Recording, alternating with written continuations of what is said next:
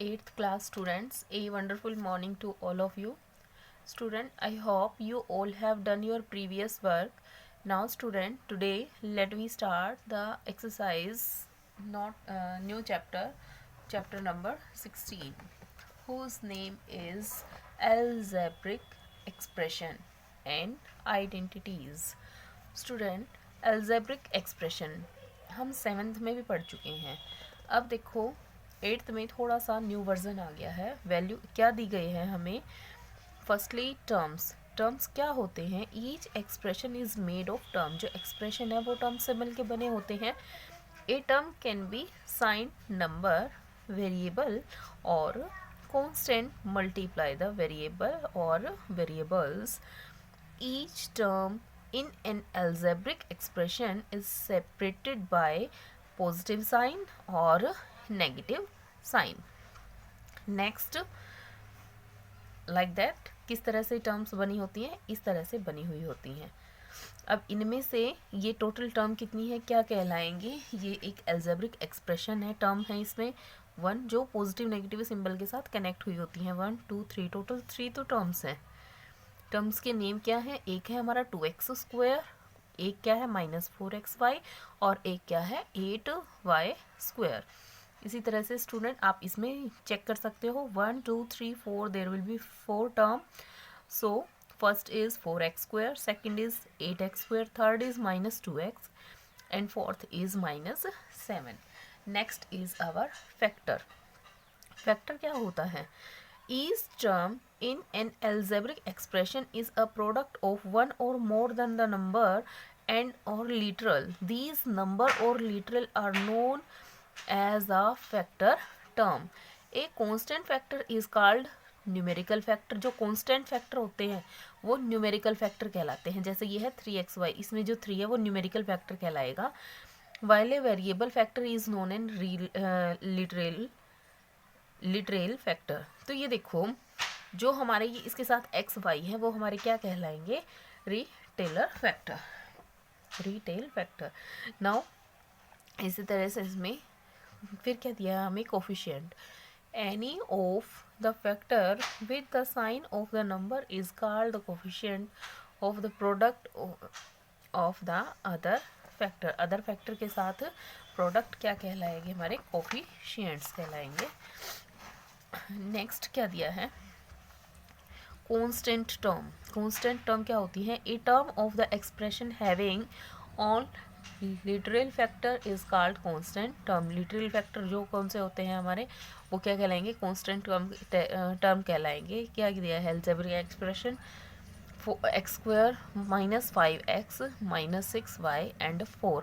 तो इनमें से कांस्टेंट टर्म कौन सी हुई है? जिसके साथ कोई भी ये वेरिएबल नहीं लगे हुए हैं, सिंगल मैथमेटिकल वैल्यू है. नेक्स्ट है like and unlike term. Like and unlike term कौन सी होती हैं? Term in which the same variable है is raise to the same exponent और जो उनकी पावर्स है वो भी सेम दे रखी हैं, आर कॉल्ड लाइक और similar term. Otherwise they are called unlike term. Like that xy², यहाँ दे दिया x²y, फिर दे दिया y²x, फिर क्या दे दिया हमें 2. ये प्लस माइनस सिंबल्स के साथ ऐड है. इसी तरह से ये क्या दे दिया है? 14xy². तो यहाँ हम देखेंगे 14xy² ये है और 14xy² ये है. तो इनमें से xy² है और ये क्या है? y²x है. तो y²x जो है वो भी तो हमारा xy² ही हो जाएगा. तो यहाँ पे लाइक टर्म कौन सी हो जाएंगी? Like term. and this is the like terms. I hope student you all understand these type of algebraic expression. इनके टाइप्स भी होते हैं. मोनोमियल क्या होता है? जो algebraic expression है जिसमें सिर्फ 1 टर्म आए. बाइनोमियल होता है जिसमें 2 टर्म आए. 1 टर्म का मतलब है सिंगल. 5x हो गया है, 5xy भी हो गया है. अब कोई भी नंबर ले सकते हो आप. x² हो गया है. 1 टाइम आए जो किसी के साथ ऐड या सब्ट्रैक्ट के सिंबल से ना जुड़ी हुई हो. बाइनोमियल में क्या हो जाएगा? 2 टर्म्स आती हैं इसमें जो एक्स वाई हो सकता है, कुछ भी हो सकता है, बट वो पॉजिटिव या नेगेटिव सिंबल से सिर्फ 2 ही टर्म जुड़ी हुई हों। ट्रीनोमियल में 3 टर्म्स आ जाएंगी और पॉलिनोमियल में क्या आ जाएंगे, more than the three terms. Now student, let we start the exercise. In the exercise 16.1 student देखो क्या दिया गया है, identify the term and their coefficient for each of the following expression. हमें क्या निकालनी है, टर्म निकालने हैं और कोफिशिएंट निकालने हैं। देखो अभी फर्स्ट सबसे पहले हमने बात किस टॉपिक पे की थी, हमने बात की थी टर्म पे ही की थी। तो इसमें हम टर्म्स कैसे निकालेंगे, वैल्यू क्या दी गई है हमें वैल्यू दी है 8xy² z माइनस 5yz। अब इसमें टोटल टर्म्स कितनी दी गई हैं, टर्म है xy² z and minus 5yz। फिर है कोफिशिएंट क्या होते हैं, जो मैथमेटिकल नंबर होते हैं, इसका कोफिशिएंट 8 है और इसका क्या है -5। इसी तरह से स्टूडेंट आपको टेबल बना के इसको सॉल्व करना है। ये सभी सम इसी तरह से करने हैं। क्वेश्चन नंबर सेकंड में क्या दिया गया है, classify the following polynomial as monomial, binomial and trinomial. तो मैंने क्या बताया था, मोनोमियल होता है जिसमें सिंगल वैल्यू हो, बाइनोमियल होता है जो ऐड या सब्ट्रैक्ट के सिंबल से 2 नंबर जुड़े हों, ट्रीनोमियल में होता है ऐड सब्ट्रैक्ट के सिंबल से 3 नंबर जुड़े हों। Here 2, so this is binomial, 2 binomial, 3 trinomial, 2 binomial, 1 monomial, 2 binomial, 3 trinomial, 1 monomial, 3 trinomial. इस तरह से हमें इनको सॉल्व करना है। नेक्स्ट में हमें क्या दिया है, क्वेश्चन नंबर 3 में add the following algebraic expression, हमें इनको ऐड करना है। तो देखो स्टूडेंट, बहुत ही इजी मेथड बताऊंगी मैं आपको। 9x² and 6x² minus 3x। तो इसके लिए हमें क्या करना है, हम लिखेंगे 9x² एंड के पहले इस पे पॉजिटिव सिंबल लगाना है, फिर वैल्यू दी है 6x² माइनस में 3x, इसको हम सेम लिख देंगे। अब देखो किसको ऐड करना है, 9x² को ऐड करना है इसमें। तो अब जो सेम पावर वाले नंबर होंगे, लाइक टर्म ऐड होंगी, तो 9 और 6 कितना हो गया है हमारा, 15 हो गया है x²। अब यहाँ x² में नहीं है, सिंगल है, तो ये यूं का यूं यहाँ पे एडजस्ट हो जाएगा। तो नेक्स्ट में क्या हो जाएगा, x plus 2y minus 3z is equal to and 2x minus y plus yz। तो एंड के प्लेस पे हम पॉजिटिव सिंबल लगाएंगे। x की ये वैल्यू है कि ये वैल्यू है, तो 2 यहाँ है, यहाँ पे ये सिंगल है, तो 2 और 1 कितना हो जाएगा हमारा 3x।